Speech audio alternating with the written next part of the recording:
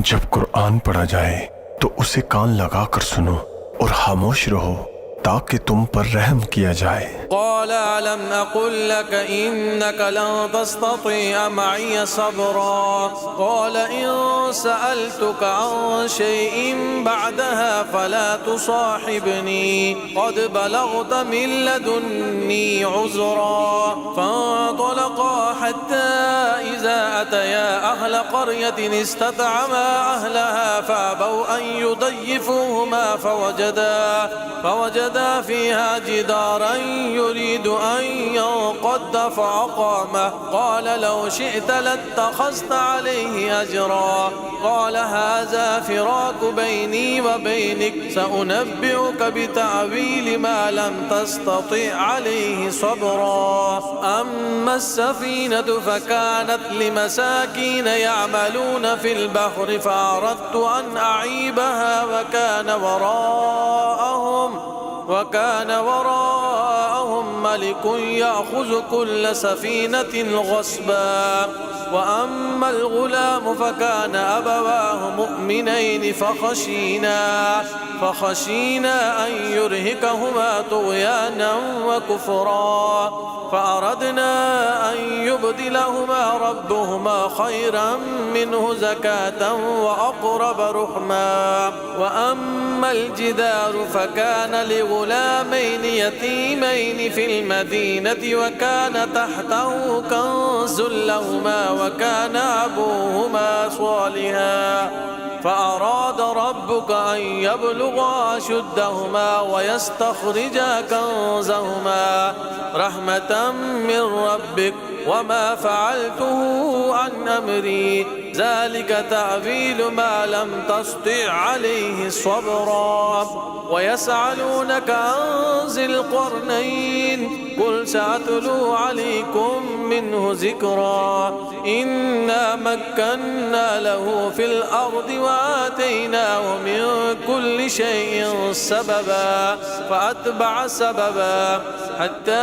إذا بلغ مغرب الشمس وجدها تغرب في عين حمية ووجد عندها قوما قلنا يا ذا القرنين إما أن تعذب وإما أن تتخذ فيهم حسنا قال أما من ظلم فسوف نعذبه ثم يرد إلى ربه فيعذبه عذابا نكرا وأما من آمن وعمل صالحا فله جزاء الحسنى وسنقول له من أمرنا يسرا ثم أتبع سببا حتى إذا بلغ مطلع الشمس وجدها تطلع على قوم لم نجعل لهم من دونها سترا كذلك وقد أخذنا بما لديه خبرا ثم أتبع سببا حتى إذا بلغ بين السدين وجد من دونهما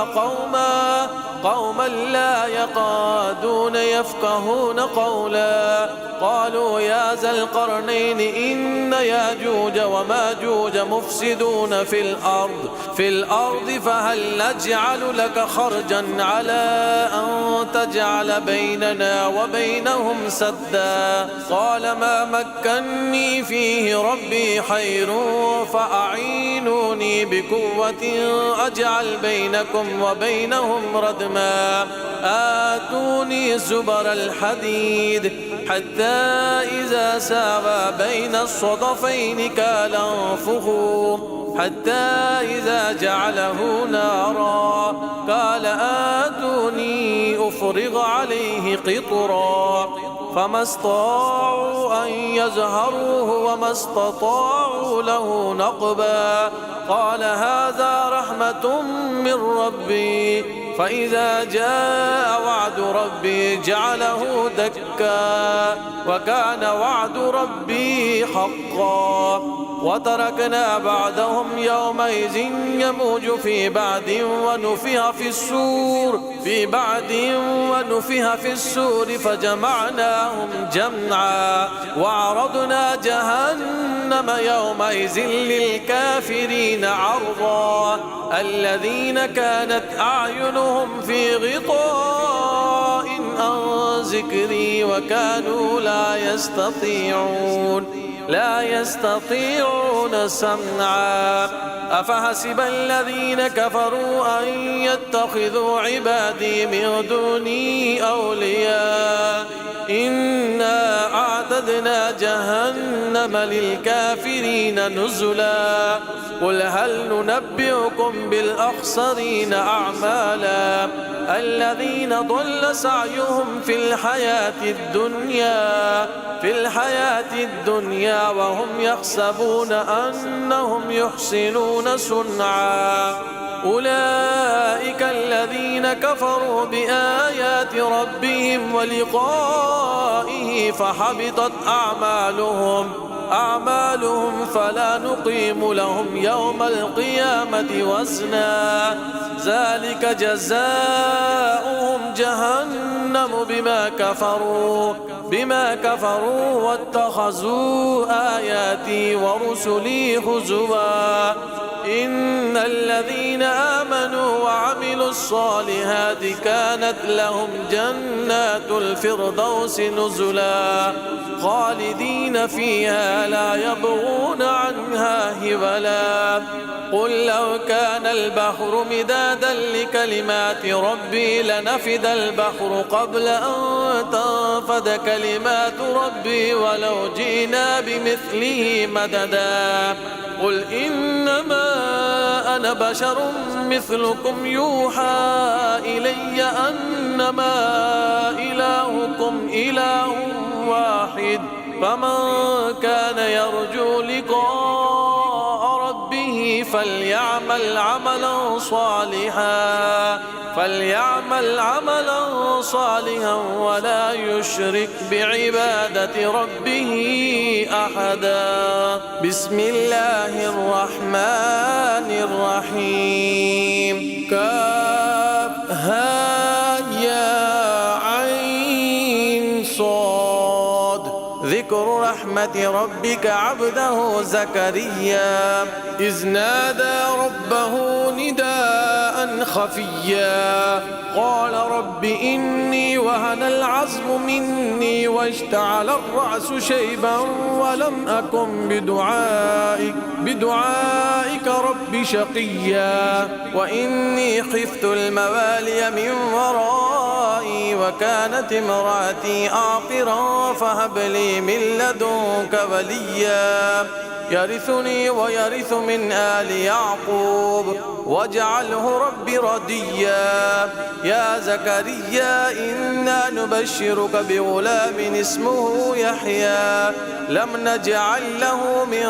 قبل سميا. قال رب أنى يكون لي غلام وكانت امرأتي عاقرا وقد بلغت من الكبر عتيا. قال كذلك قال ربك هو علي حين وقد خلقتك من قبل ولم تك شيئا. قال رب اجعل لي آية. قال آيتك ألا تكلم الناس 3 ليال سويا. فخرج على قومه من المحراب فأوحى إليهم أن سبحوا بكرة وعشيا. يا يحيى خذ الكتاب بقوة وآتيناه الحكم صبيا وحنانا من لدنا وزكاة وكان تقيا وبرا بوالديه ولم يكن جبارا عصيا. وسلام عليه يوم ولد ويوم يموت ويوم يبعث حيا. واذكر في الكتاب مريم إذ انتبذت من أهلها مكانا شرقيا فاتخذت من دونهم حجابا فأرسلنا إليها روحنا فتمثل لها بشرا سويا. قالت إني أعوذ بالرحمن منك إن كنت تقيا. قال إنما أنا رسول ربك لأهب لك غلاما زكيا. قالت أنى يكون لي غلام ولم يمسسني بشر ولم أك بغيا. قال كذلك قال ربك هو علي هين ولنجعله آية للناس ورحمة منا وكان أمرا مقضيا. فحملته فانتبذت به مكانا قصيا. فأجاءها المخاض إلى جذع النخلة قالت يا ليتني مت قبل هذا وكنت نسيا منسيا. فناداها من تحتها ألا تهزني قد جعل ربك تحتك سريا. وهزي إليك بجذع النخلة تساقط عليك رطبا جنيا. فكلي واشربي وقري عينا فإما ترين من البشر أحدا فقولي إني نذرت للرحمن صوما فلن أكلم اليوم إنسيا. فأتت به قومها تحمله قالوا يا مريم لقد جئت شيئا فريا. يا أخت هارون ما كان أبوك امرأ سوء وما كانت أمك بغيا. فأشارت إليه قالوا كيف نكلم من كان في المهد سبيا. قال إني عبد الله آتاني الكتاب وجعلني نبيا وجعلني مباركا أينما كنت وأوصاني بالصلاة والزكاة ما دمت حيا وبرا بوالدتي ولم يجعلني جبارا شقيا. والسلام علي يوم ولدت ويوم أموت ويوم أبعث حيا. ذلك عيسى ابن مريم قول الحق الذي فيه يمترون. ما كان لله أن يتخذ من ولد سبحانه إذا قضى أمرا فإنما يقول له كن فيكون. وإن الله ربي وربكم فاعبدوه هذا صراط مستقيم. فاختلف الأحزاب من بينهم فويل للذين كفروا من مشهد يوم عظيم. أسمع بهم وأبصر يوم يأتوننا لكن الظالمون اليوم في ضلال مبين. وأنذرهم يوم الحسرة إذ قضي الأمر وهم في غفلة وهم لا يؤمنون. إنا نحن نرث الأرض ومن عليها وإلينا يرجعون. واذكر في الكتاب إبراهيم إنه كان صديقا نبيا إذ قال لأبيه يا أبت لم تعبد ما لا يسمع ولا يبصر ولا يغني عنك شيئا.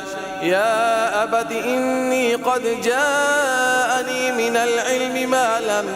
ما لم يأتك فاتبعني أهدك صراطا سويا. يا أبت لا تعبد الشيطان إن الشيطان كان للرحمن عصيا. يا أبت إني أخاف أن يمسك عذاب من الرحمن فتكون للشيطان وليا. قال أراغب أنت عن آلهتي يا إبراهيم لئن لم تنته لأرجمنك واهجرني مليا. قال سلام عليك سأستغفر لك ربي إنه كان بي حفيا. وأعتزلكم وما تدعون من دون الله وأدعو ربي عسى ألا أكون بدعاء ربي شقيا. فلما اعتزلهم وما يعبدون من دون الله وهبنا له إسحاق ويعقوب وكلا جعلنا وجعلنا نبيا ووهبنا لهم من رحمتنا وجعلنا لهم لسان صدق عليا واذكر في الكتاب موسى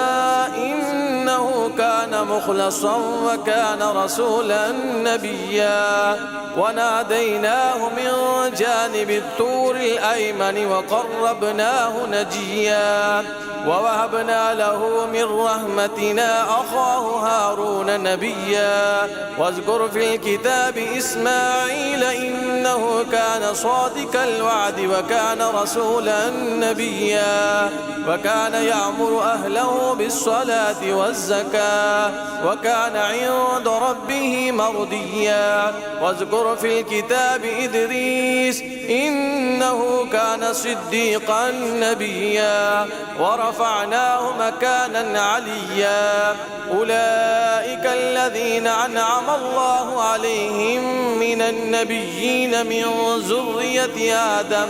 وممن حملنا مع نوح ومن ذرية إبراهيم وإسرائيل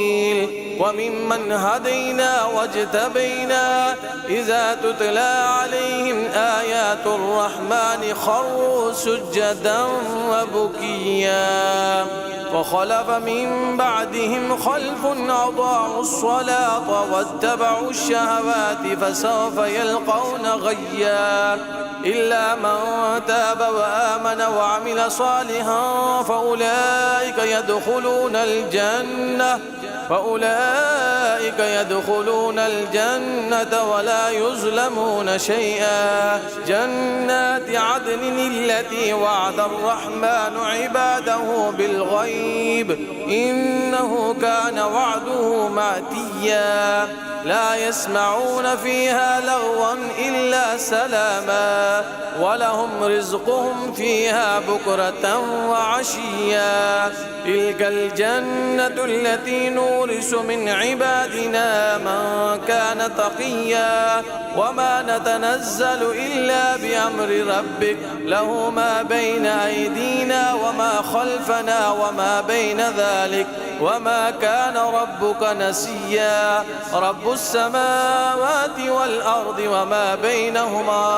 وما بينهما فاعبده واصطبر لعبادته هل تعلم له سميا ويقول الإنسان أإذا ما مت لسوف أخرج حيا أولا يذكر الإنسان أنا خلقناه من قبل ولم يك شيئا فوربك لنحشرنهم والشياطين ثم لنحضرنهم حول جهنم جثيا ثم لننزعن من كل شيعة أيهم أشد على الرحمن عتيا ثم لنحن أعلم بالذين هم أولى بها صليا وإن منكم إلا واردها كان على ربك حتما مقضيا ثم ننجي الذين اتقوا ونذر الظالمين فيها جثيا وإذا تتلى عليهم آياتنا بينات قال الذين كفروا للذين آمنوا أي الفريقين خير مقاما وأحسن نديا وكم أهلكنا قبلهم من قرن هم أحسن أساسا ورئيا قل من كان في الضلالة فليمدد له الرحمن مدا حتى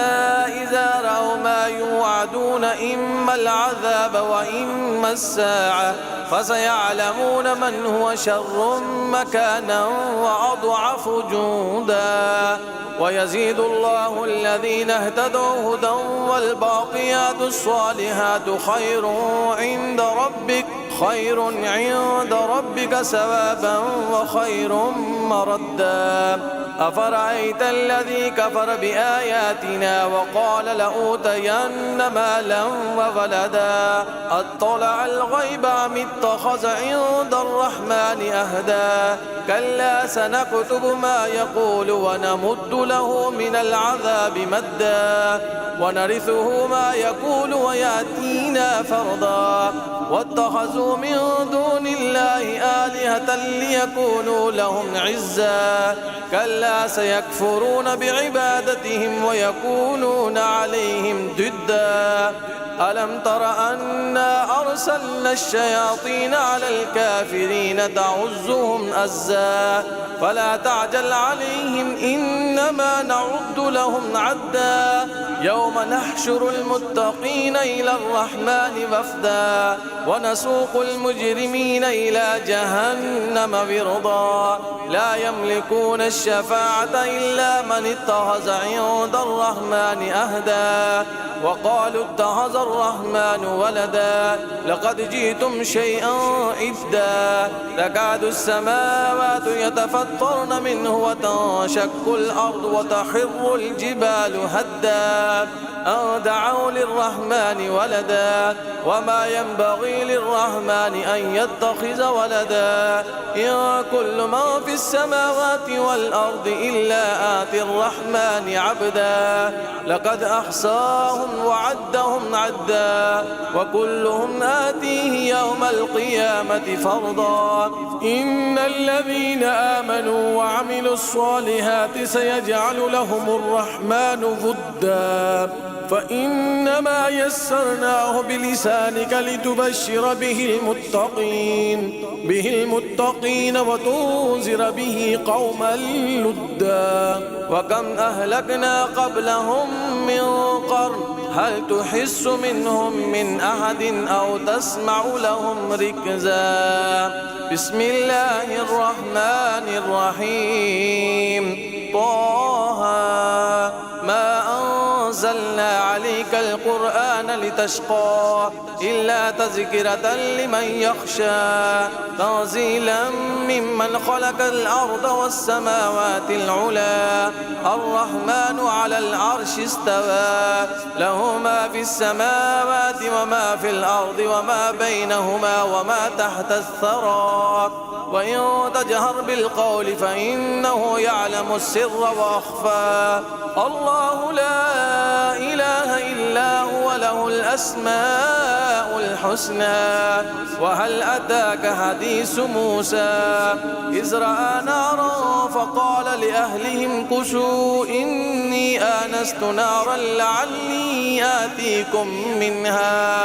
آتيكم منها بقبس أو أجد على النار هدى فلما أطاها نودي يا موسى إني أنا ربك فاخلع عليك إنك بالوادي المقدس طوى وأنا اخترتك فاستمع لما يوحى إنني أنا الله لا إله إلا أنا فاعبدني وأقم الصلاة لذكري إن الساعة آتية أكاد أخفيها لتجزى كل نفس بما تسعى فلا يسدنك عنها من لا يؤمن بها واتبع هواه فترضى وما تلك بيمينك يا موسى قال هي عصاي أتوكأ عليها وأهش بها على غنمي ولي فيها مآرب أخرى قال ألقها يا موسى فألقاها فإذا هي حية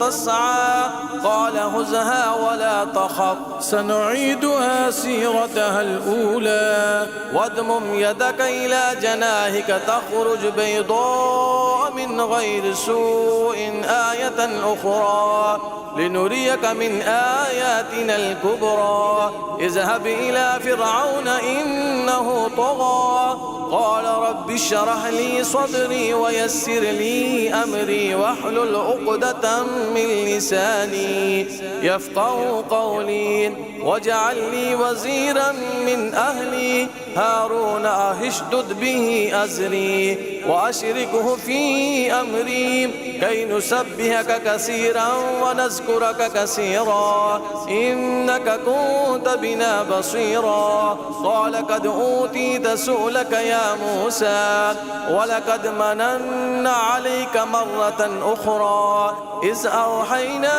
إلى أمك ما يوحى أن اقذفيه في التابوت فاقذفيه في اليم فليلقه اليم بالساهل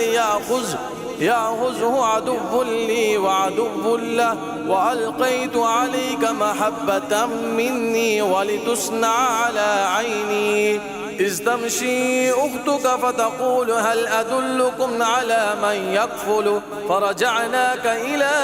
أمك كي تقر عينها ولا تحزن وقتلت نفسا فنجيناك من الغم وفتناك فتونا فلبست سنين في أهل مدين ثم جئت على قدر يا موسى واصطنعتك لنفسي اذهب أنت وأخوك بآياتي ولا تنيا في ذكري اذهبا إلى فرعون إنه طغى فقولا له قولا لينا لعله يتذكر أو يخشى قالا ربنا إننا نخاف أن يفرط علينا أو أن يطغى قال لا تخافا إنني معكما أسمع وأرى فأتياه فقولا إنا رسول ربك فأرسل معنا بني إسرائيل ولا تعذبهم قد جئناك بآية من ربك والسلام على من اتبع الهدى إنا قد أوهي إلينا أن العذاب على من كذب وتولى قال فمن ربكما يا موسى قال ربنا الذي أعطى كل شيء خلقه ثم هدى قال فما بال القرون الأولى قال علمها عند ربي في كتاب لا يضل ربي ولا ينسى الذي جعل لكم الأرض مهدا وسلك لكم فيها سبلا وأنزل من السماء ماء فأخرجنا به أزواجا من نبات شتى كلوا وارعوا أنعامكم إن في ذلك لآيات لأولي النهى منها خلقناكم وفيها نعيدكم ومنها نخرجكم تارة أخرى ولقد أريناه آياتنا كلها فكذب وأبى قال أجئتنا لتخرجنا من أرضنا بسحرك يا موسى فلنأتينك بسحر مثله فاجعل بيننا وبينك موعدا لا نخلفه نحن ولا أنت مكانا سوى قال موعدكم يوم الزينة وأن يحشر الناس ضحى فتولى فرعون فجمع كيده ثم أتى قال لهم موسى ويلكم لا تفتروا على الله كذبا فيسحتكم بعذاب وقد خاب من افترى فتنازعوا أمرهم بينهم وأسروا النجوى قالوا إن هذان لساحران يريدان أن يخرجاكم من أرضكم بسحرهما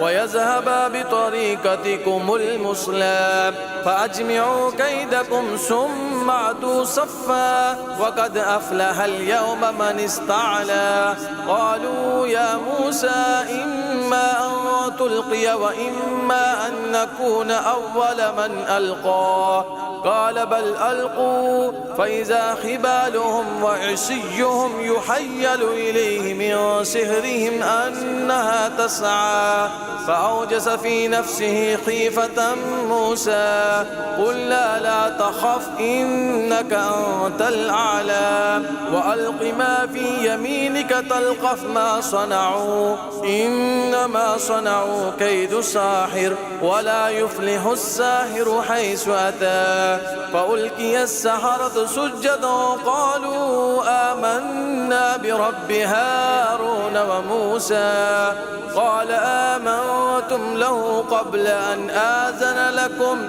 إنه لكبيركم الذي علمكم السحر فلأقطعن أيديكم وأرجلكم من خلاف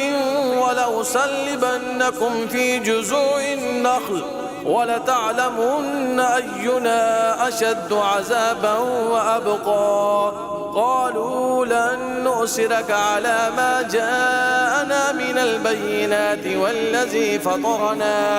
فطرنا فاقض ما أنت قاد إنما تقضي هذه الحياة الدنيا إنا آمنا بربنا ليغفر لنا خطايانا وما أكرهتنا عليه من السحر والله خير وأبقى إنه من يأت ربه مجرما فإن له جهنم لا يموت فيها ولا يحيا ومن يأته مؤمنا قد عمل الصالحات فأولئك لهم الدرجات العلى جنات عدن تجري من تحتها الأنهار خالدين فيها وذلك جزاء من تزكى ولقد أوحينا إلى موسى أن أسر بعبادي فاضرب لهم طريقا في البحر يبسا لا تخاف دركا ولا تخشى فأتبعهم فرعون بجنوده فغشيهم من اليم ما غشيهم وأضل فرعون قومه وما هدى يا بني إسرائيل قد أنجيناكم من عدوكم وواعدناكم جانب الطور الأيمن ونزلنا عليكم المن والسلوى كلوا من طيبات ما رزقناكم ولا تطغوا فيه فيحل عليكم غضبي ومن يحلل عليه غضبي فقد هوى وإني لغفار لمن تاب وآمن وعمل صالحا ثم اهتدى وما أعجلك عن قومك يا موسى قال هم أولئك على أثري وعجلت إليك رب لترضى قال فإنا قد فتنا قومك من بعدك وعدا لهم السامري فرجع موسى إلى قومه غضبان أسفا قال يا قوم ألم يعدكم ربكم وعدا حسنا أفطال عليكم العهد أم أردتم أن يحل عليكم غضب من ربكم فأخلفتم موعدي قالوا ما أخلفنا موعدك بملكنا ولكننا حملنا أوزارا من زينة القوم فكذفناها فكذلك ألقى السامري فأخرج لهم عجلا جسدا له خوار فقالوا هذا إلهكم وإله موسى فنسي فلا يرون ألا يرجع إليهم قولا ولا يملك لهم ضرا ولا نفعا ولقد قال لهم هارون من قبل يا قوم إنما فتنتم به وإن ربكم الرحمن فاتبعوني وأطيعوا أمري قالوا لن نبرح عليه عاكفين حتى يرجع إلينا موسى قال يا هارون ما منعك إذ رأيتهم ضلوا ألا تتبعني أفعصيت أمري؟ قال يا ابن أم لا تأخذ بلحيتي ولا برأسي، إني خشيت أن تقول فرقت بين بني إسرائيل ولم ترقب قولي. قال فما خطبك يا سامري؟ قال بصرت بما لم يبصروا به فقبضت قبضة من أثر الرسول فنبذتها وكذلك سولت لي نفسي.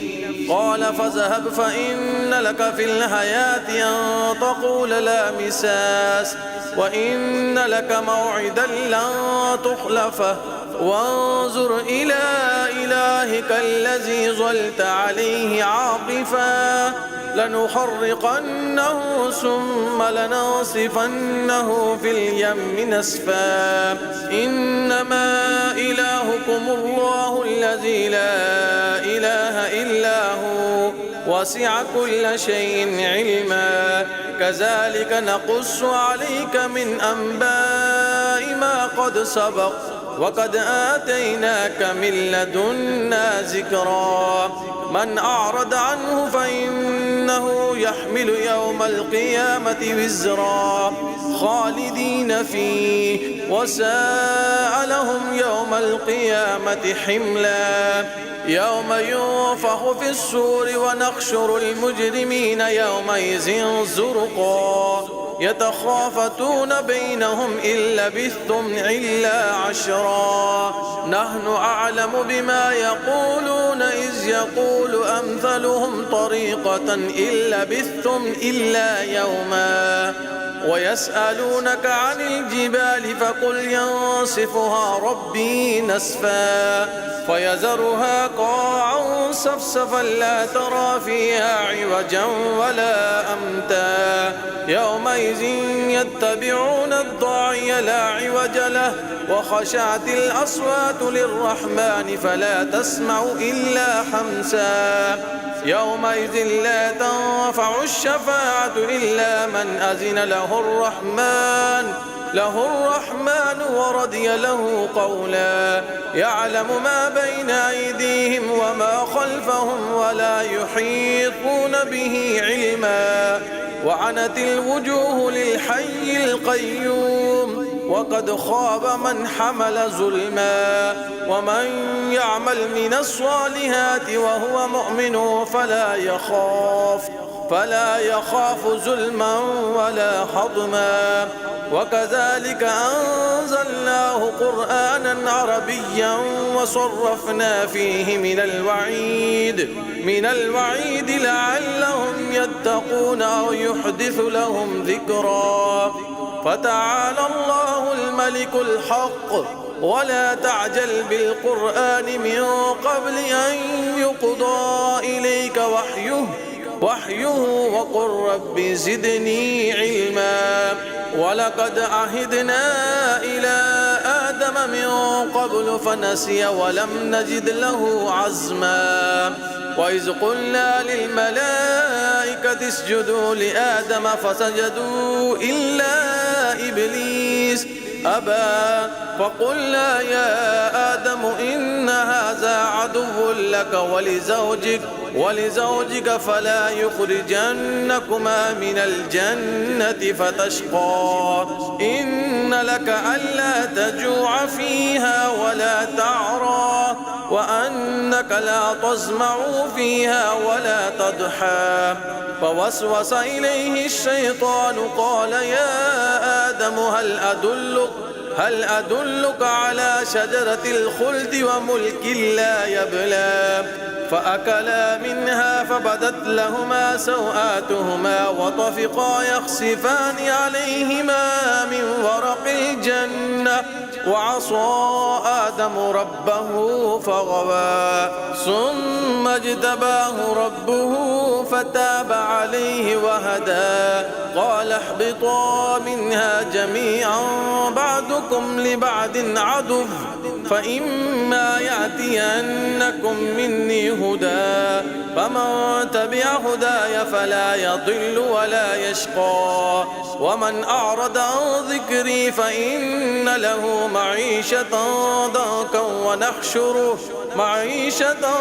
ضنكا ونحشره يوم القيامة أعمى قال رب لم حشرتني أعمى وقد كنت بصيرا قال كذلك أتتك آياتنا فنسيتها وكذلك اليوم تنسى وكذلك نجزي من أسرف ولم يؤمن بآيات ربه ولعذاب الآخرة أشد وأبقى أفلم يهد لهم كم أهلكنا قبلهم من القرون يمشون في مساكنهم إن في ذلك لآيات